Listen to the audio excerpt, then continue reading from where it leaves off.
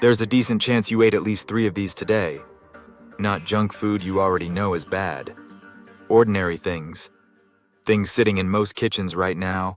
Things marketed as normal, convenient, even healthy, that are quietly working against the single most important hormone in a man's body. Testosterone doesn't just affect muscle. It affects your energy, your mood, your focus, your motivation, your sleep, your body composition, and how you feel when you wake up in the morning.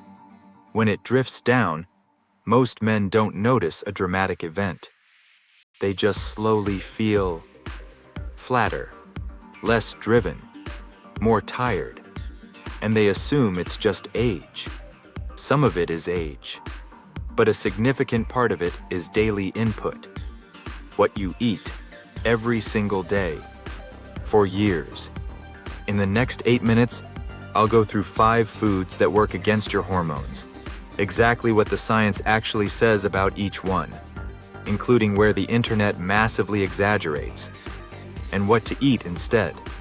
Number 2 is the one almost every man underestimates, and it's probably in your fridge right now. Number 1, ultra-processed food. This is the biggest one, and it's the least exciting, which is exactly why people ignore it. Ultra-processed foods, packaged snacks, fast food, sugary cereals, most convenience meals, do damage through several mechanisms at once.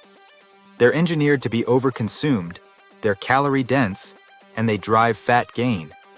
And body fat is directly relevant to your hormones. Here's the mechanism that matters most. Fat tissue contains an enzyme called aromatase, which converts testosterone into estrogen. More body fat means more aromatase activity, which means more of your testosterone gets converted away. Excess body fat is one of the most consistently documented factors associated with lower testosterone in men. There's also insulin resistance, which develops with a diet high in refined carbohydrates and processed food, and which is repeatedly linked with lower testosterone levels. So this isn't about one magic ingredient in a chip. It's that ultra-processed food drives fat gain and metabolic dysfunction. And those 2 things are among the most reliable testosterone killers we know of. What to do? This is the highest leverage change on this entire list. Shift the majority of your food to things without a label: meat, fish, eggs, vegetables, fruit, potatoes, rice. Not perfection, just majority. Number 2, alcohol. This is the one most men underestimate. Almost every man on a health kick will clean up his diet, start training, fix his sleep, and keep drinking several nights a week without connecting it to how he feels. Here's what alcohol actually does. Heavy and chronic alcohol consumption is well documented to suppress testosterone. It affects the testes directly, disrupts the hormonal signaling from the brain that tells your body to produce testosterone, and heavy drinking is associated with meaningfully reduced testosterone levels in men. It also wrecks sleep quality. And I'll come back to that, because sleep is where most of your testosterone production actually happens. Now, let me be honest about the nuance, because this is where a lot of content lies to you. The dramatic hormonal damage is most clearly established with heavy, chronic drinking. The evidence around light to moderate drinking is far less dramatic and more mixed. So no, one beer is not destroying your hormones. But here's the practical reality. Most men who drink moderately are drinking more than they think, and the sleep disruption alone is doing damage even at moderate amounts. What to do? You don't need to be a monk. Cut the frequency. Drinking 2 nights a week instead of 5 will do more for your hormones and your sleep than almost any supplement you could buy. Now, number 3 is where the internet completely loses its mind. There is one food that gets blamed constantly for destroying men's hormones. And the actual research says something very different from what you've been told. Here's the truth. Number 3, soy. And this one requires honesty. You've heard it 1,000 times. Soy contains phytoestrogens. Phytoestrogens act like estrogen. Therefore, soy lowers testosterone and feminizes men. Here's what the actual research shows. Multiple reviews and meta-analyses examining soy and isoflavone intake in men have found no significant effect on testosterone levels at normal dietary intakes. The dramatic "soy destroys your testosterone" claim is largely not supported by the evidence at typical consumption levels. So why is it on this list? Because of how soy shows up in most men's diets. Almost nobody is eating traditional whole soy foods.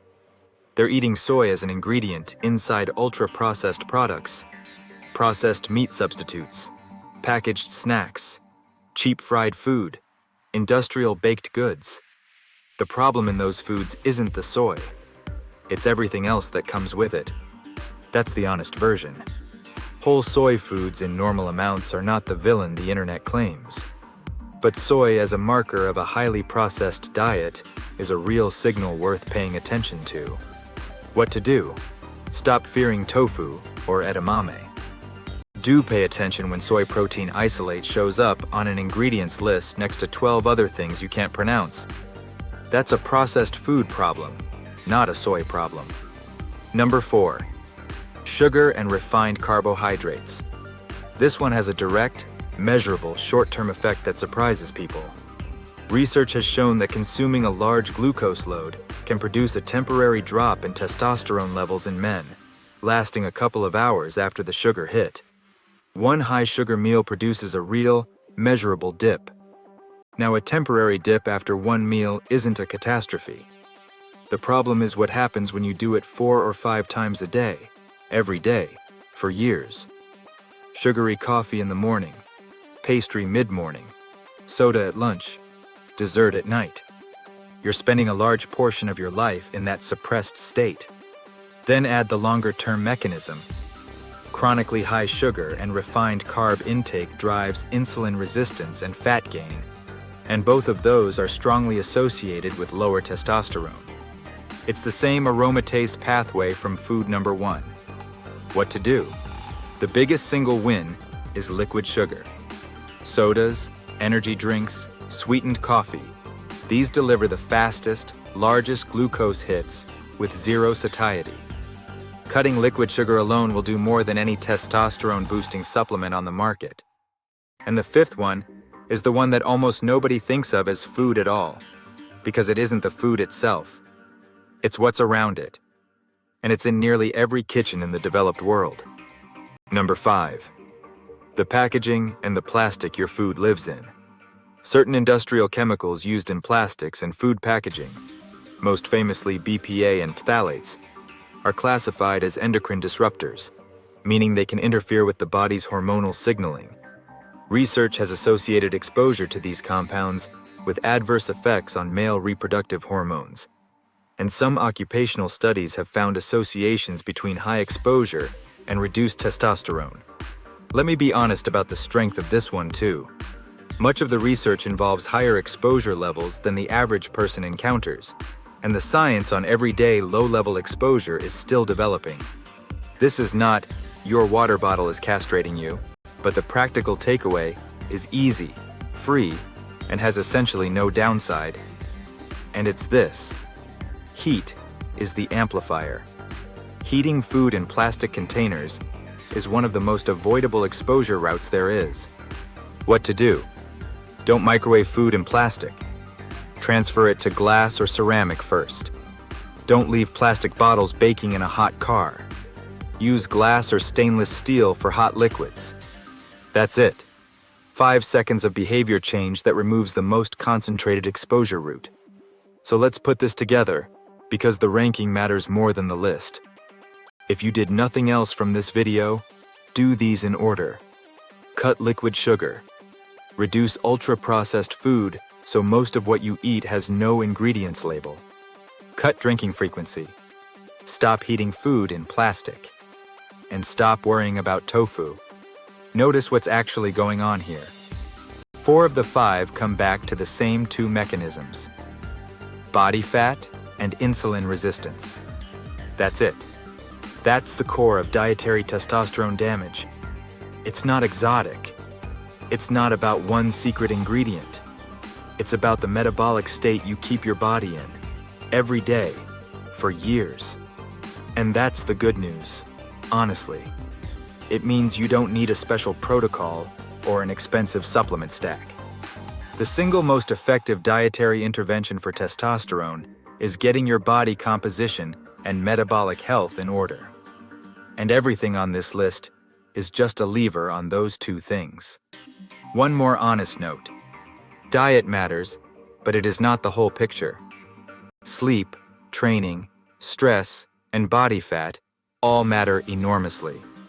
If you genuinely suspect low testosterone, persistent fatigue, low mood, low drive, get your levels actually tested by a doctor rather than guessing from a YouTube video. Real numbers beat speculation. But if you want the food part handled, you now have it. Not myths. What the evidence actually supports. 5 foods. 2 real mechanisms underneath all of them. Most men will keep eating 3 of these tomorrow. You don't have to.